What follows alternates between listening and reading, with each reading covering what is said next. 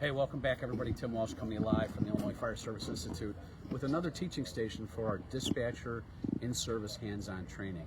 And this is the confined space teaching station where we're going over grain bin rescue and confined space incidents that happen in the state of Illinois. Although it's a low frequency, high risk event, dispatchers need to know how to set the table along with their local fire and police counterparts as to the assets that are available across the state to make sure that we can perform a bona fide rescue and save people's lives.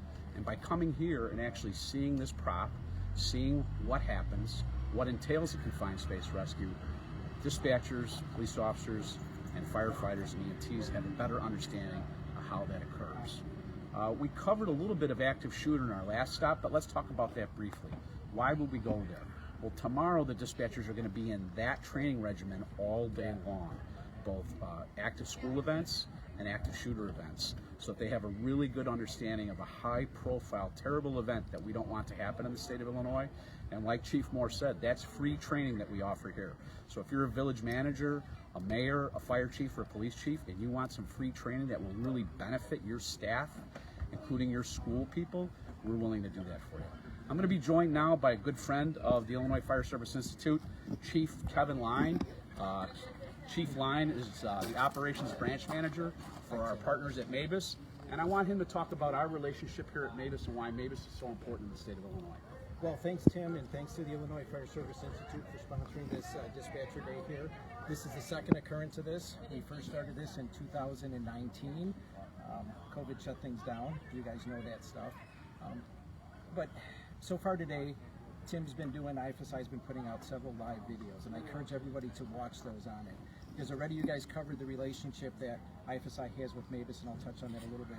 But with this, with the dispatch agencies, Chris Leanhart from Red Center, our partners with NENA, the National Emergency Number Association that coordinates the dispatch agencies on that side.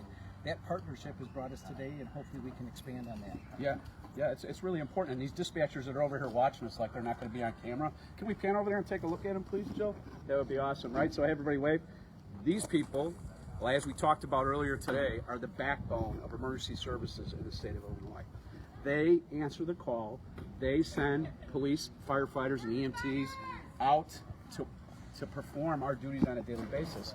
And Mavis, the mutual aid box alarm system, helps us train firefighters, it helps us train dispatchers, and allows us to participate in almost all your hands-on drills that go out through the state. Let's talk about some of those, the training that we do that people don't see behind the scenes to make sure we're prepared. Okay.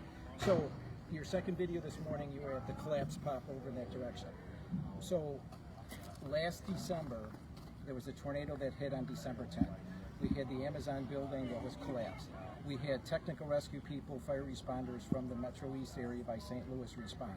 Many of those first responders and technical rescue people trained here on the grounds at IFSI.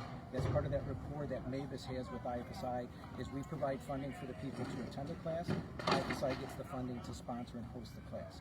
The dispatcher group, to be able to see the concrete breaking, the skills that what the guys were training on here, the personnel were trained here, and what they actually did in St. Louis, that area is huge. We look at the fire side.